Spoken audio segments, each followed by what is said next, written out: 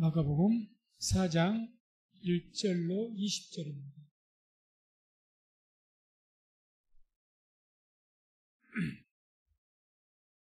(4장 1절로 20절) 본문이 좀 깁니다.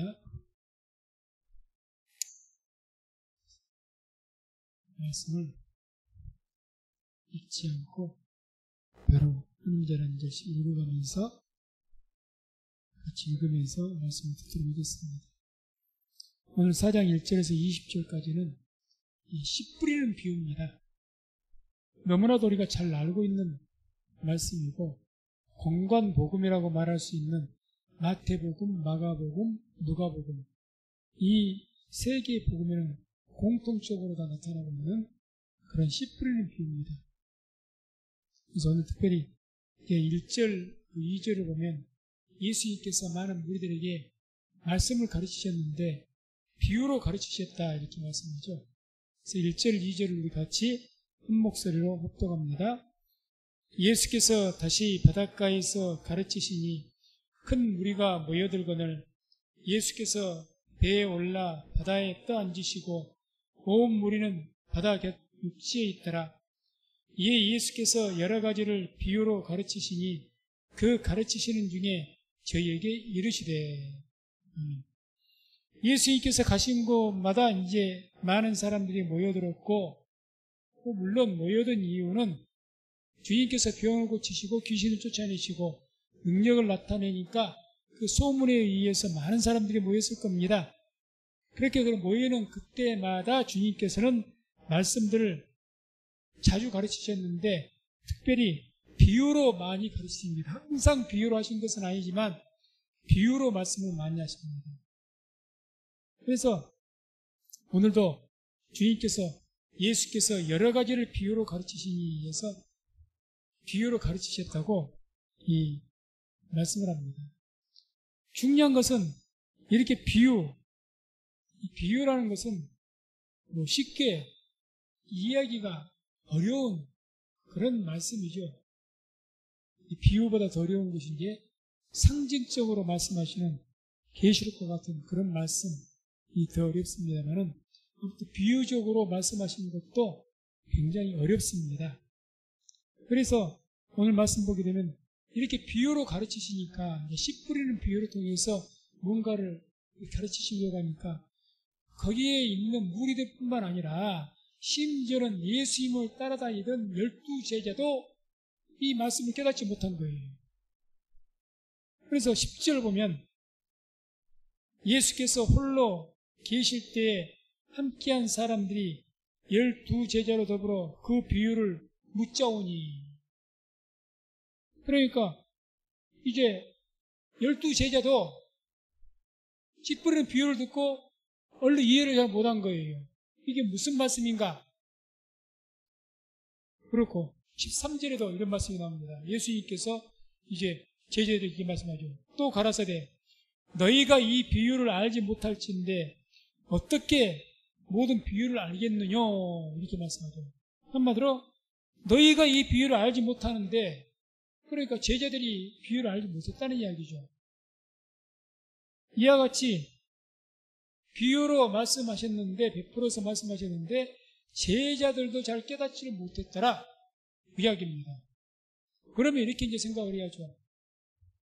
아니 예수님께서 왜 비유로 말씀하실까? 좀 쉬운 말로 말씀을 하시지 왜 비유로 말씀을 하실까? 어렵게. 그리고 이제 따로 제자들에게만 이제 이렇게 비유를 풀어서 이제 해석을 해주셨는데 아무튼 왜 이렇게 어렵게 말씀하셔서 많은 사람들이 들을 수 없도록 했을까? 이게 이제 문제죠. 문제입니다. 그 주님께서 비유로 가르치신 그 이유에 대해서 11절과 12절에서 말씀합니다. 왜 이런 어려운 비유로 말씀하셨는가? 11절, 12절을 같이 한 목소리로 합독합니다. 이르시되 하나님 나라의 비밀을 너희에게는 주었으나 외인에게는 모든 것을 비유로 하나니 이는 저희로 보기는 보아도 알지 못하며 듣기는 들어도 깨닫지 못하게 하여 돌이켜 죄사함을 얻지 못하게 하려 함이니라 하시고 아멘. 자, 하나님의 나라의 비밀, 복음을 말씀하는 거죠. 이 복음을 너희에게는 주었다.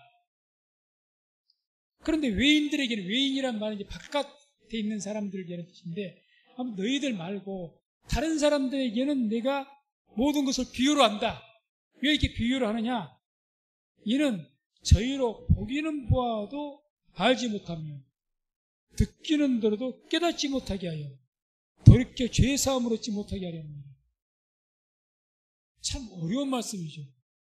아니 주님, 복음을 말씀을 쉽게 가르쳐 줘가지고 누군지 듣고 깨닫고 예수님 믿어서 죄 사함을 얻게 되는데, 아니 정작 비유로 말씀하셔가지고 일부 어떤 특정한 사람들 외에는 듣지 못하게 하셔가지고 저들이 듣고 깨달아서 죄 사함 받지 못하게 하신다? 이게 대체 무슨 청천벽력 같은 소리입니까? 이것은 우리가, 이 말씀은 이 구약 성경에서 인용된 말씀입니다. 주님께서 이사야 6장 9절에서 12절의 그 구약 성경을 인용해서 하신 말씀이라는 거죠. 그럼 이 말씀을 우리가 읽어야 이 주님께서 어떤 의미로 이 말씀을 하셨는지를 알게 됩니다. 자, 이사야 6장 9절에서 12절 함께 읽습니다. 여호와께서 가라사대 가서 이 백성에게 이르기를 너희가 듣기는 들어도 깨닫지 못할 것이요 보기는 보아도 알지 못하리라 하여 이 백성의 마음으로 둔하게 하며 그 귀가 막히고 눈이 감기게 하라.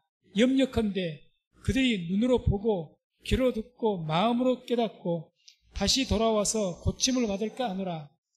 내가 가로되 주여 어느 때까지니까? 대답하시되 성읍들은 황폐하여 거민이 없으며 가옥들에는 사람이 없고 이 토지가 전폐하게 되며 사람들이 여호와께 멀리 옮기워서 이 땅 가운데 패한 곳이 많을 때까지니라. 아멘. 이 말씀이 어떤 배경인가 하면 이사야가 6장을 보게 되면 하나님의 나라의 그 천사들을 보게 되고 하나님 보좌를 보게 됩니다. 그러고 나서 놀려가지고 내가 하나님을 보았다 해갖고 주님께서 천사가 나타나서 내가 하나님 보았으니 내가 어떻게 할 것인가? 그때 주님께서 천사를 통해서 말씀하시죠. 누가 나를 위해서 저들에게 나의 말을 전할까? 이사야 9장 읽어보세요. 6장 읽어보세요. 그 말씀, 누가 나를 위해서 저들에게, 지금 계속 이스라엘 백성들이 말씀을 안 듣는 거예요. 선지자들 말을 안 들어요. 다 죽여버리고 아무리 심판을 경고해도 회개하지 않습니다. 그런 가운데 있을 때 누가 또 나를 위해서 저들에게 회개하라고 복음을 전하고 또 저들에게 하나님의 심판이 가까웠다고 전할 것인가? 그렇게 하나님께서 말씀하실 때 이사야 그러죠.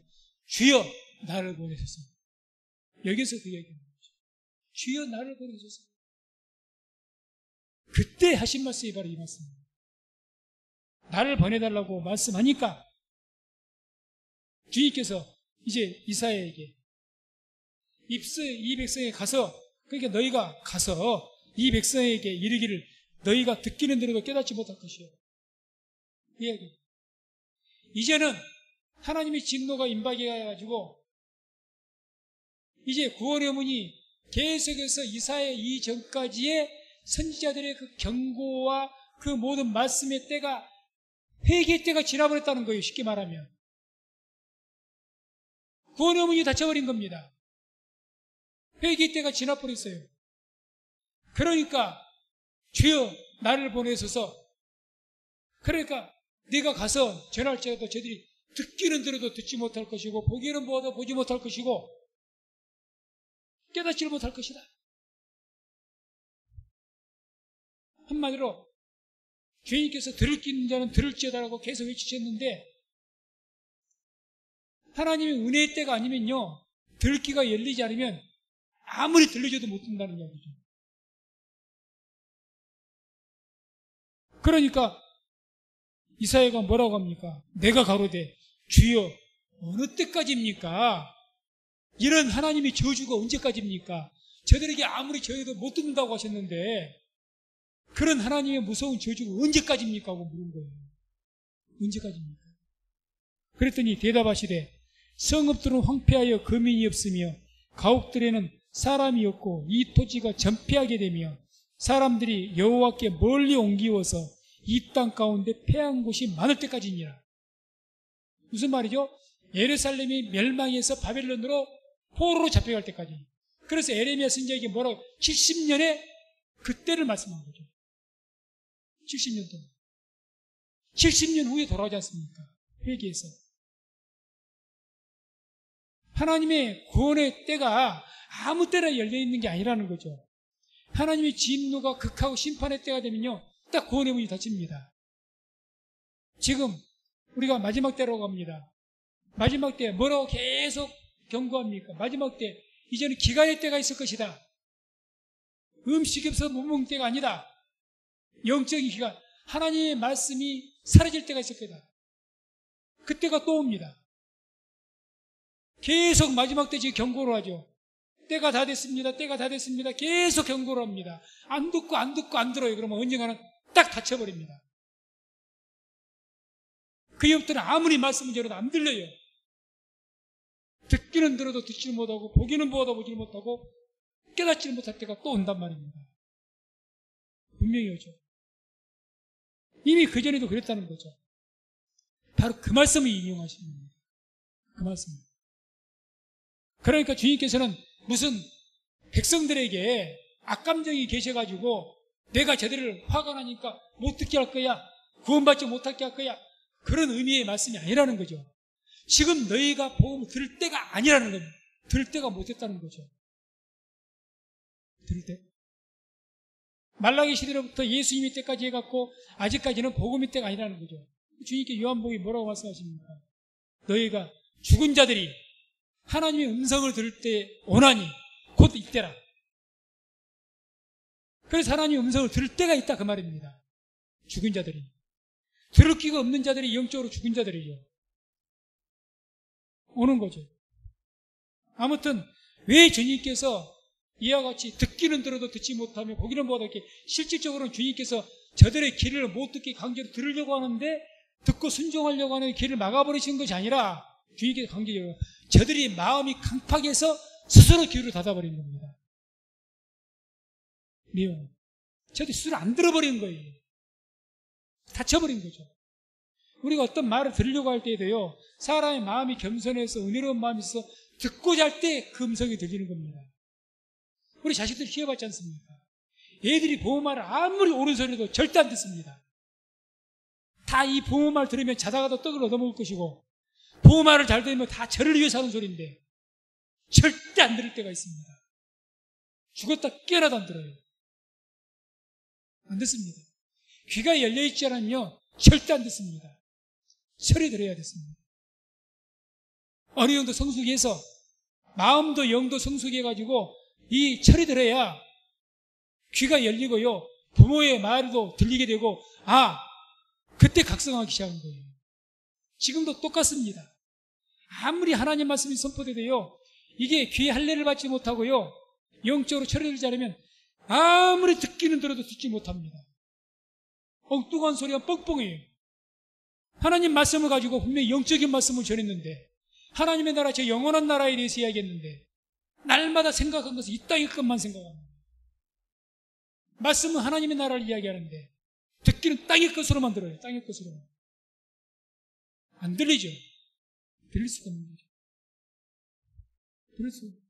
그래서 주님께서 이와 같이 그렇게 말씀하신 이유는 하나님의 구원의 때까지 귀가 열리기까지 그렇게 하신다는 거죠. 그렇게 될 것이다. 하나님께서 강제로 그렇게 하신다는 것이 아니라 너희가 강팍하여서 그렇게 되어질 것이라는 거예요. 그렇게 돼요. 옛날 이스라엘 백성들이 그랬던 것처럼. 여기서 듣기는 들어도 듣지 못할 그런 사람들이 누구겠습니까? 사도계인들, 바리새인들, 아주 율법주의자들. 이 사람들이 그랬잖아요. 다 그런 것이 아니라. 그러니까 너희에게는 허락됐지만 외인들, 바깥에 있는 사람들, 율법주의자들, 이런 사람들에게는 안 돼 있다는 거죠. 안 돼 있다. 로마서 16장 25절, 26절도 이런 말씀이 나옵니다. 함께 합독합니다. 나의 복음과 예수 그리스도를 전파함은 영세전부터 감추었다가 이제는 나타내신 바 되었으며 영원하신 하나님의 명을 조차 선지자들의 글로 말미암아 모든 민족으로 믿어 순종케 하시려고 알게 하신 바 그 비밀의 계시를 쫓아낸 것이니 라고 하죠. 나의 복음과 예수 그리스도를 전파함은 영세전부터 어떻게 감추었다가 복음은 비밀이었다는 거죠. 비밀. 우리가 예수님을 복음을 듣고 믿었어요. 지금 예수의 복음을 듣고 우리가 귀가 열려서 그걸 듣게 되고 아멘하고 믿게 됐다는 것이 가장 큰 축복인 줄로 믿으시기 바랍니다. 이게 내가 믿게 됐다는 것이 기적이에요. 사실은. 그러잖아요. 이 복음의 말씀이 믿기가 쉬운 말씀, 뭐 이해를 통해서 우리가 믿었습니까? 복음을 어떻게 이해를 해요? 죽은 자가 살아났다는 사실을 어떻게 이해를 해요? 말 같은 소리를 해야지. 말 같은 소리를 해야지 어떻게 이걸 믿어요? 그래 우리가 믿었다는 거예요. 이상하게 거부감이 없어. 그냥 믿어져요. 은혜 중에 은혜인 줄로 믿습니다. 귀가 닫힌 자들은요, 이걸 연구하고 듣고 파하고 깨닫고 뭐 별스럽게 공부를 해도요, 믿지는 못해요. 유대인들, 사두개인들, 바리새인들 얼마나 율법의 학자들입니까? 바울도 처음에는 얼마나 율법의 학자였습니까? 귀가 닫혀 있으니까 못 깨닫잖아요. 못 깨닫습니다. 듣는 자가 복이 있는 줄로 믿습니다. 이게 얼마나 큰 복인 줄 모르죠. 그래서 이런 말씀을 쭉 하시고 나서 이제 드디어 우리가 잘 아는 씨 뿌린 자의 비유와 그 해석에 대해서 말씀을 합니다. 씨 뿌린 자에 대해서는 우리가 너무 많이 들었죠. 그래서 3절에서 9절까지 에서는 씨 뿌린 자의 비유에 대해서 쭉 말씀하시고, 못 알아들으니까 14절에서 20절까지 해서 그 해석을 주님께서 해석을 해줍니다. 내용 3절과 14절 보면 3절 들으라 씨를 뿌린 자가 뿌리로 나가서 이제 말씀을 시작하시죠. 이 씨를 뿌리는 자가 누구냐? 뭐냐? 이 씨라는 게 뭐냐? 그게 바로 14절에 해석이 되어 있습니다. 14절 뿌리는 자는 말씀을 뿌리는 것이라. 씨가 뭐라고요? 말씀이라고 말하죠. 말씀. 여기에서 우리가 뭐 다른 해석할 필요가 없어요. 씨를 뿌리는 자는 예수님을 상징하는 것이고 예수님께서 씨를 뿌리니까 이제 말씀을 전하니까. 이 당시에는, 이후에는 제자들과 지금에 이르러서 이제 목회자들이 주의 말씀이 계속 대언하고 지금 씨를 뿌리고 있지만 이때 당시에는 예수님이 뿌리고 계신 거죠. 씨를 뿌리는 거죠. 말씀을 뿌리는 겁니다. 말씀. 그 다음에 이제 계속해서 우리가 잘 아는 길가밭, 돌밭, 가시떨기밭, 좋은 밭, 이 네 가지 밭에 대해서 나옵니다. 그래서 먼저 4절에는 이제 길가밭에 대해서 이야기하죠. 4절. 같이 읽습니다. 뿌릴새 덜은 길가에 떨어짐에 새들이 와서 먹어버렸고, 비유면서 길가에 떨어졌다. 밭에 옆에 길가, 아주 길가는 사람들이나 수레도 다닐 것이고 말도 다닐 것이고 하니까 딱딱해져 있는, 굳어져 있는 그런 땅을 말하죠. 거기에 씨가 뿌려졌다는 겁니다. 뿌려졌다는 거죠. 그렇게 뿌려지니까 여기는 이 길가밭은 뭘 의미하느냐? 그게 이제 15절의 해석이 나옵니다. 15절. 말씀을 찾도갑니다. 말씀이 길가에 뿌리웠다는 것은 곧 이들이니 곧 말씀을 들었을 때에 사단이 즉시 와서 저희에게 뿌리운 말씀을 빼앗는 것이요. 길가에 뿌리웠다는 것은 뭘 말씀하는 거냐? 말씀을 들었을 때 즉시 사단이 와서 먹어버린다는 거죠. 그러니까 깨닫고 뭐 그것도 없어요. 말씀이 뿌려지자마자 먹어버린 거예요. 여기서 길가에 뿌려있다고 이 길가에 뿌려진 이 누구를 지금 의미한 걸까요? 당시 아까 말했던 율법주의자들, 사두개인들, 바리새인들, 서기관들, 율법주의자들, 강팍한 사람들, 예수님 대적했던 사람들, 사도 바울 때 따라다니면서 바울 핍박했던 그런 자들, 그게 마음이 강팍한 사람들 아닙니까? 딱딱해진 사람들. 그 사람들에게 씨를 뿌리면 바로 먹어버립니다. 뭐 거기에서 뭐 이 씨가 씨를 뿌리를 내리고 말고 할 시간도 없고 뭣도 없어요.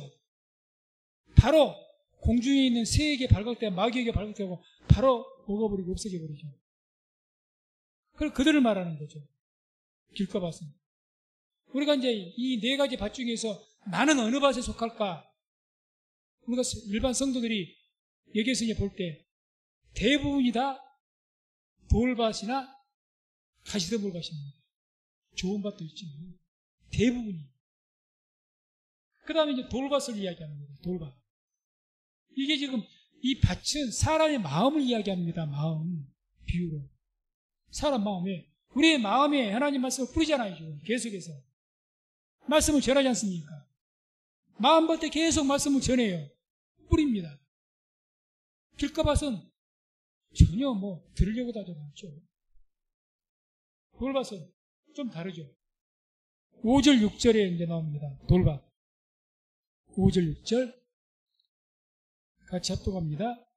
더러는 흙이 얇은 돌밭에 떨어짐에 흙이 깊지 아니하므로 곧 싹이 나오나 해가 돋은 후에 타져서 뿌리가 없으므로 말랐고. 자, 이제는 씨가 어디에 뿌려졌어요? 돌밭에 뿌려진데 돌 위에 이제 흙이 있는데 흙이 아주 얇게 뿌려지는 거예요. 약간 돌도 보이기도 하고 약간 덮여진 돌도 있고 이렇게 얇게 뿌려졌어요. 그래 그게 뿌려지니까 흙이라는 게 있으니까 이게 씨가 조금 내렸어요. 내렸는데 해가 올라오니까 흙이 얇으니까 그 뿌리가 조금 내렸는데 해가 너무 뜨거우니까 다 뿌리가 타서 말라버린 겁니다. 말라버린 거예요. 그럴 수밖에 없지 않겠습니까? 뿌리가 깊이 내려가야 되는데 또 그 돌밭에 무슨 물기가 있겠어요? 다 태양볕에 말라갖고 습기조차도 없겠죠. 그런 밭이죠. 그래서 이게 대해서 이제 해석을 16절, 17절에 또 해석을 해줍니다. 주님께서 16절, 17절 돌밭 같이 말씀을 합독합니다. 또 이와 같이 돌밭에 뿌렸다는 것은 이들이니 곧 말씀을 들을 때 즉시 기쁨으로 받으나 그 속에 뿌리가 없어 잠깐 견디다가 말씀을 인하여 환난이나 핍박이나 일어나는 때에는 곧 넘어지는 자요.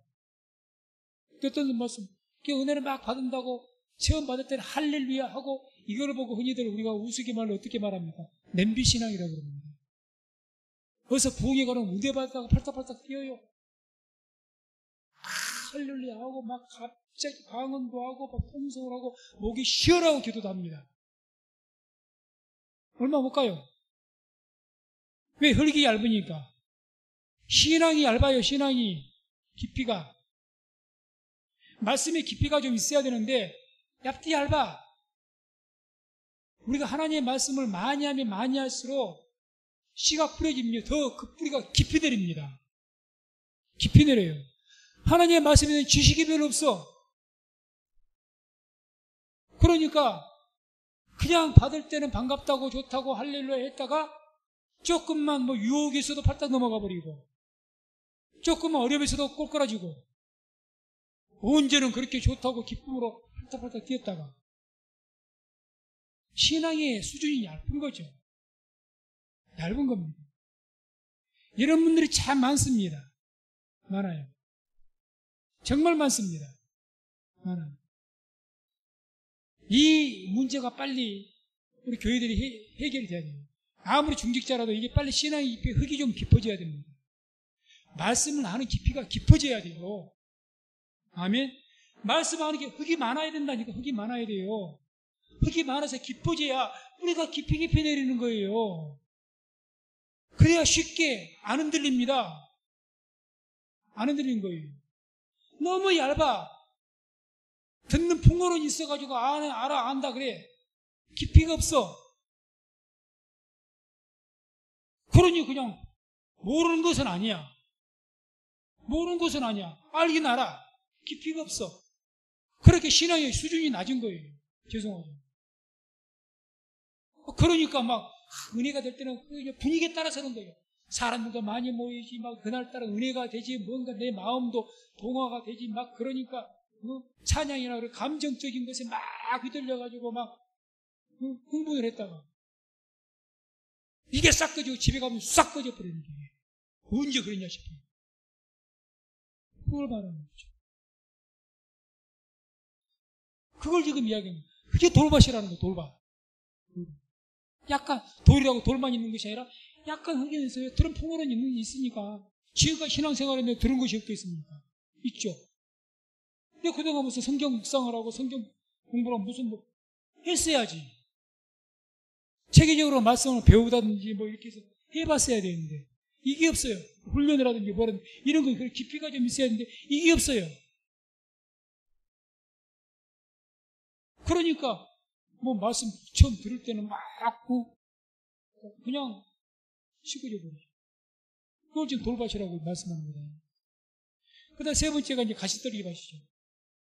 7절에 나옵니다. 7절에 같이 합독합니다. 더러는 가시떨기에 떨어짐에 가시가 자라 기운을 막음으로 결실치 못하였고. 이제는 어떤 밭이냐? 같은 밭인데 이제 가시떨기가 많아요. 이것은 뭐 흙밭이다. 흙인데 돌밭이라고 말은 없으니까 흙이 있는 어느 정도 있는 그런 밭이니까 거기에 했는데 가시떨기가 많아요. 가시떨기. 그래서 이 가시떨기가 뭘 막아버리면 태양빛을 가려버리니까 열매가 뭘로 인해서 익습니까? 뜨거운 태양빛을 받아야 열매가 물에 익는 줄로 믿습니다. 태양빛을 막아버린 거예요. 뭐가요? 가시떨기가. 오만 잡초가 다 일어나가지고 막아버린 거예요. 여기에 대해서 어떻게 해석하십니까? 18절, 19절이죠. 18절, 19절. 말씀을 18절, 19절입니다. 같이 읽습니다. 또 어떤 이는 가시떨기에 뿌리오는 자니 이들은 말씀을 듣되 세상의 염려와 재리의 유혹과 기타 욕심이 들어와 말씀을 막아 결실치 못하게 되는 자요. 아멘. 세상의 염려와 재리의 유혹과 기타 욕심이 들어와서 말씀을 막아 결실치 못하게. 정말 욕심 때문에. 이놈의 욕심. 욕심이 가득 차가지고. 욕심. 명예 욕심도 있을 것이고, 사람에게 칭찬받으려는 욕심도 있을 것이고, 뭐 일에 대한 욕심이 있는데, 일에 대한 욕심. 아무튼, 욕심으로 하는 거야, 욕심으로. 욕심. 그 욕심으로, 욕심이 많으면요, 그 욕심이 다 뭐게 자랍니까? 가시떨기와 잡초로 자랍니다. 아무리 말씀을 들어도 이게 그런 것들을 다 막아가지고 햇빛을 가려버려요. 이게 싹이 내려갖고 열매를 못 맺어버려요. 열매를. 결실치 못한다잖아요. 결실치. 아니 씨가 아무리 잘 내려서 뿌리가 하나 싹이 난다 할지라도 결실하지 못하면 뭔 소용이 있습니까? 열매 없는 나무를 전부 찍어서 불에 던진다고 하셨는데 결실하지를 못하는 결실하지 못해요. 근데 뭐 때문에 그런다고요? 욕심 때문에. 이놈의 욕심. 욕심. 그러니까 주위에 보면은 참 욕심 많은 사람들 많잖아요. 안 믿는 사람들이요. 어떤 경우는 그런 말 제가 직접 들은 적도 있습니다. 교회 다니는 사람들 같이 욕심 많은 사람이 있다고 해요. 틀린 말이에요. 우리 교회를 다니는 사람들이 욕심이 더 많습니다. 얼마나 욕심이 많지. 우리가 산에 가서 부르짖고 기도하는 거 좋은 일인데요. 그걸 욕심으로 기도한 사람이, 정욕으로 기도한 사람들이 얼마나 많아요. 기도하는 것 자체는 좋은데 주께서 응답하지 않을 때 왜 응답하지 않는다고 말씀하신 거? 첫 번째, 너희가 실제는 구하지 않기 때문에, 기도하지 않기 때문에 그렇다 그 말이죠. 두 번째는 정욕으로 구하려고 하죠. 정욕으로 구하니까. 주여 주여 하고 하는데 누구보다도 열심히 하고 목에 터져라고 외치고 방언으로 하고 다 하는데 너무 욕심이 많은 거야. 욕심으로. 하나님의 뜻을 쫓아서 기도하는 것이 아니고 내 욕심을 이루기 위해서 얼마나 열심히 기도하는지 모릅니다. 이런 분들이 많으니까 안 믿는 사람들이 하는 소리가 그거예요. 교회 다니는 사람들이 욕심이 더 훨씬 많다고. 여기서 제가 부인을 못하겠대요. 저도 그것을 많이 느꼈으니까. 기독교인일수록 더 나를 버려야 되는데, 내 욕심을 버려야 되는데, 얼마나 돈 욕심도 많고 어떤 하늘 얘기도 명예 욕심도 많고 욕심이 많은지. 목사도 다 마찬가지입니다. 얼마나 욕심이 많은지. 가져도 끝이 없고. 너무 많아. 그러니까 그런 것을 온전하게 어떻게 열매를 맺습니까? 열매를 못 맺죠. 디모데전서 6장 10절 보면 디모데전서 6장 10절 함께 말씀 합독합니다. 돈을 사랑함이 일만 악의 뿌리가 되나니 이것을 사모하는 자들이 미혹을 받아 믿음에서 떠나 많은 근심으로써 자기를 찔렀도다. 아멘. 돈에 대한 욕심. 그래 돈을 사랑함이 일만 악의 뿌리가 된다. 모든 악의 뿌리가 된다. 신앙도 별스럽게 이야기도 돈에 욕심이 많아서 인색감이 있어가지고 그 물질에 대해 있는 사람은 절대 마음이 하나님 나라에 가 있지 않습니다. 돈에 가 있죠. 그래서 내 보물이 있는 그곳에 내 마음이 있는 곳에 보물도 있다는 거죠. 우리의 마음이 어디 돈에 있으면 내 마음이 보물이가 있어요. 이 땅에 돈이 가 있어요. 그러니 안 되는 거예요. 그러니까 돈 때문에 많고 적음을 떠나서 자그마한 것에도 욕심만 그냥 더 가지려고. 그게 일만 악의 뿌리가 된다. 그러니까 그것이 얼마나 많은 가시덤불 잡초를 키우겠습니까? 그러니 이것들이 자라니까 햇볕을 막아버려. 하나님의 빛을 막아버려. 은혜를 막아버리는 거예요. 은혜를 막아버려. 빛다운 빛이 없거든요. 내가 어떻게 했더니 막 하나님께서 복을 주셔가지고 내게 이번에 세상 많은데 대박이라는 소리를 그래서 진짜 싫어합니다.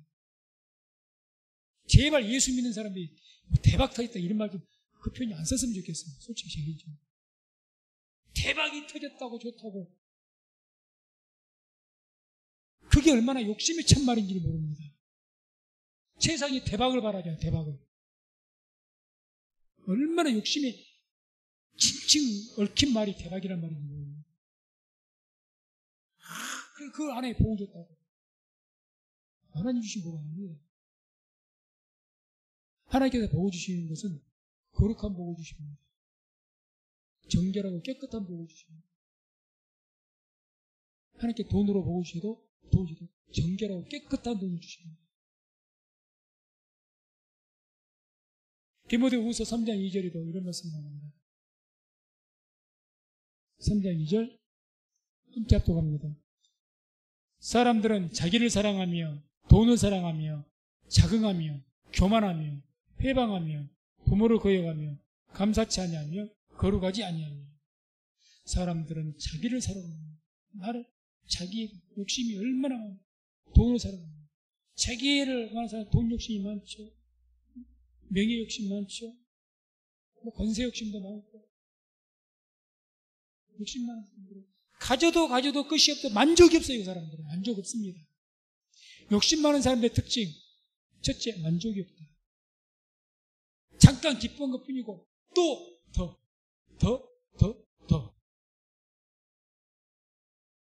그러니까 만족이 없으니까 감사가 없어요. 감사가 없죠. 그런 것들이 있으니까 어떻게 이게 결실을 합니까? 그죠? 말씀이 아무리 들어도 많은 씨가 뿌려졌어요. 우리가 신앙생활 오래 하면 오래할수록 씨는 많아지지 않겠습니까? 많은 씨가 뿌려졌어요. 수백 개, 수천 개, 수만 개가 뿌려졌어. 자라지는 못하네. 어떤 말씀인데. 열매를 못 맺네. 여기에 문제가 있는 거죠. 그래서 세속적 욕심이 많은 백성들이 그런 거죠. 마지막에 좋은 밭입니다. 좋은 밭. 8절 함께 말씀 합독합니다. 더러는 좋은 땅에 떨어짐에 자라 무성하여 결실하였으니 30배와 60배와 100배가 되었느니라. 아멘. 주인께서 30배, 60배, 100배가 이제 여기서 말씀을 가지고 이야기했거든요. 그런데 우리가 성경도 욕심으로 가지고 성경을 읽으니까 내가 복 받으면 내가 뭘 헌금을 이렇게 하고 뭐를 보고받으면 내가 하는 게 30배, 60배, 100배 그게 돈에 대해서 하신 말씀 아니에요. 재산을 많이 주겠다고 네 재산을 30배, 60배, 100배 되게 해줄게 이 말씀이 아니에요. 주님께서 그런 말씀하지 않습니다. 뭐 재산 투기해갖고 주식해갖고 30, 60, 100배라고 해요. 그렇게 될 수는 있겠죠. 세상적으로. 주께서 하신 말씀 그런 이야기 아닙니다. 지금. 말씀을 통해서 하는 거예요. 말씀을 통해서. 말씀을 통해서 하는 거죠. 그 좋은 밭은 좋은 땅에 떨어지는 좋은 땅. 좋은 땅. 좋은 땅. 이 해석을 20절에 해줍니다. 20절. 좋은 땅. 함께 합독합니다. 좋은 땅에 뿌렸다는 것은 곧 말씀을 듣고 받아 30배와 60배와 100배의 결실을 하는 자니라. 아멘. 좋은 땅에 뿌렸다는 것은 곧 말씀을 듣고 받았다. 이 말이 중요해요. 말씀을 듣고 어떻게 해요? 받았다는 이야기입니다. 말씀을 듣기만 한 것이 아니라 받았다는 이야기입니다. 말씀만 듣기만 하는 자가 되지 마시기 바랍니다. 말씀을 듣는 거야 누구든지 듣는 거예요. 듣기는 들어도 깨닫지 못하고 보지도 못하고 뭔 필요가 있습니까? 듣기만 듣는 거예요. 결국 말씀을 듣고 받아야 되는 거죠. 그래서 이 좋은 땅이라는 것은 마음이 겸손한 자들을 말합니다. 그래서 예수님께서 마태복음 5장에 산상수훈할 때 팔복 중에서 첫 번째 복이 뭡니까? 심령이 가난한 자는 복이 있나니 천국이 저희 것입니다. 마음이 가난한 자입니다. 마음이 가난한 자. 겸손한 자들. 그런 자들이 말씀을 받는 거예요. 말씀을 듣고 받아요. 그렇게 복 있는 자고 그런 자들이 좋은 밭입니다. 그런 자들. 그러니까 지금 주님을 쫓아왔던 사람들이 주로 어떤 사람들이 쫓아왔습니까? 부자가 쫓아왔습니까? 권세자가 쫓아왔습니까? 다 죄인들, 가난한 사람들이 쫓아오잖아요. 그 사람들이 와서 어떻게 해서든 이 말씀을 들으려고 하고 어떻게 해서 이 말씀을 받으려고 하고 이렇게 하는 거죠. 오늘날도 마찬가지죠. 내 마음이 부유하면 성경 말씀, 설교 말씀 들을 필요 없어요. 들으면 뭐합니까? 마음이 다른 데가 있는데 듣기만 하면 뭐하냐는 거죠. 받질 않는데 이게 안 돼 있는 거죠. 그래서 사도행전 2장 41절 42절 보면 2장 41절 42절 함께 말씀을 합독합니다. 그 말을 받는 사람들은 세례를 받으며 이날에 제자의 수가 3,000이나 더하더라. 저희가 사도의 가르침을 받아 서로 교제하며 떡을 떼며 기도하기를 전혀 힘쓰니라. 아멘. 이게 오순절날에 성령이 임하시고 성령 받은 이후의 사건이죠. 그 이후에 이 초대교회 때 부흥하고 성장을 했는데 그 이유에 대해서 이야기합니다. 41절. 그 말을 받는 사람들은 세례를 받았다. 그 말씀은 어떻게 된 사람들이요? 받은 사람들. 받은 사람들. 듣기만 한 사람들을 말하는 게 아니고 받은 사람들. 받아들인다고 해서 내가 영접한다는 뜻인데 내가 이 말씀 받아들이고 응한다는 이야기죠. 인정한다는 이야기입니다. 그래 당연히 아멘이라는 것이 내가 아멘 진실입니다. 그거는 뭐가 포함되어 있습니까? 내가 이 말씀을 했으니 그걸 행동하라고 말씀하신 것이라면 내가 행동하겠습니다. 순종하겠습니다. 내가 이것을 하겠습니다. 그런 이야기죠. 내가 잘못된 생각을 하고 있으면 내가 버리겠습니다. 다 포함되어 있는 거죠. 받는다는 것이. 다 받아들인 거니까. 이전의 생각 버리는 것이고. 이렇게 받아들인 사람들. 또 40일 저희가 사도의 가르침을 받아서 서로 교제했다. 사도들 그 가르침을 어떻게 했답니까? 받았다고 합니다. 받았다. 그래서 우리가 좋은 밭이 되기 위해서는 어떻게 됩니까? 성령을 받아야 됩니다. 지금 언제 이 사건이 사도행전 2장 사건이 언제적 이야기입니까? 41절 42절 사건이 오순절날 마가다락방에 성령이 임한 이후의 사건 아닙니까? 그의 말씀을 받는 사람들이 세례를 받아서 3,000명이 됐다는 거죠. 성령 사건 이후에 성령이 받아야 우리가 지금 이 시간도 마찬가지입니다. 하나님의 성령의 감동과 충만한 가운데 있어야 전파되어진, 선포되어진 말씀들마다 받게 되는 거예요. 받게 됩니다. 안 그러면 듣기만 합니다. 귀로 듣기만 해요. 항상 성령의 감동과 충만한 가운데 있기를 주의 이름으로 축원을 드립니다. 그래야 말씀 받게 돼 있어요. 그래서 말씀을 맺도록 합니다. 이 밭은 말씀을 듣는 사람들의 마음을 의미합니다. 마음. 다시 말해서 씨를 뿌리는 사람은 예수님을 말하고 오늘날의 복음 전도자, 목회자를 말하고 씨는 말씀을 말하고 복음을 말하고 우리의 마음이 밭이란 말입니다. 그래서 잠언서 4장 23절에 이런 말씀이 나옵니다. 함께 말씀 합독합니다. 무릇 지킬 만한 것보다 더욱 내 마음을 지키라. 생명의 근원이 이에서 남이니라. 아멘. 무릇 지킬 만한 것보다 더욱 뭘 지켜요? 내 마음 지켜라. 무릇 어떤 것에서보다도 뭘 더 지키라는 겁니다. 어떤 것보다도 마음을 지켜라는 거죠. 너의 돈보다, 심지어 너의 건강보다, 어떤 것보다 마음을 지키라는 겁니다. 마음. 왜? 이 마음에서 뭐가 나온다고요? 생명의 근원이 여기서 나옵니다.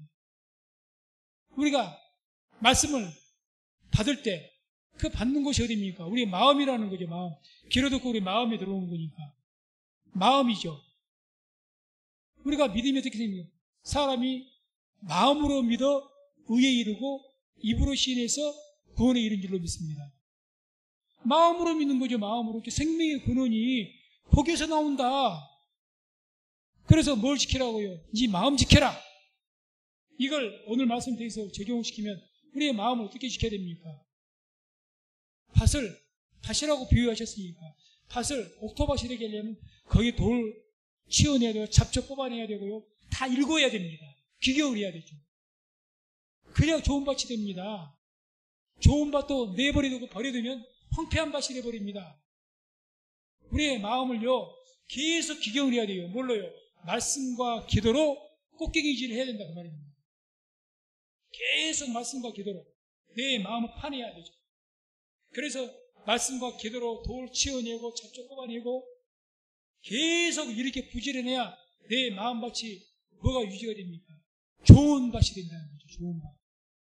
좋은 밭이 하늘에서 뚝 떨어진 것이 아닙니다. 좋은 밭이 하늘에서 뚝 떨어진 것이 아니에요. 내가 좋은 밭을 만들어야 돼요. 내가 좋은 밭 만들어야죠. 가만히 있어도 내 마음이 좋은 밭. 아니요, 우리 죄인입니다. 무슨 소리 하는 거예요? 내가 죄인인데 아무것도 안 해도 내 마음밭이 좋아진다고요? 내가 죄인이기 때문에 마음은 점점 더 황폐한 밭이 됩니다. 자꾸 계속해서 잡초 뽑아야죠. 계속해서 돌멩이 치워내야 되죠. 해줘야죠. 그래야 됩니다. 그래서 말씀을 맺도록 합니다. 주님께서는 9절에 또 이르시되 들을 귀 있는 자는 들으라. 들을 귀가 있는 자는 들으라. 누가 됐습니까? 제자들도 비유를 못 깨달았잖아요. 들을 귀 있는. 이게 들을 귀 있는데 다른 사람들이 아닙니다. 이와 같이 계속해서 내 마음밭을 말씀과 기도를 계속 말씀과 기도를 정직을 해야 되죠. 경건해서 그래서 내 마음밭을 기경을 해야 돼요. 좋은 밭으로 지켜야 됩니다. 좋은 밭을 지켜야 돼요. 울타리도 치고 짐승들 못 들어오게 부지런히 해야 됩니다. 부지런히 해야 돼요. 그렇게 해야 우리의 마음이 좋은 밭이 될 줄로 믿습니다. 그래서 우리 모두가 항상 이렇게 좋은 밭을 만들고 또 그것을 잘 지켜서 말씀이 뿌려질 때마다 그 말씀들을 다 듣고 받아서 30배, 60배, 100배 그런 풍성한 열매를 맺는 우리 모든 성도님 되시기를 주의 이름으로 축원을 드립니다.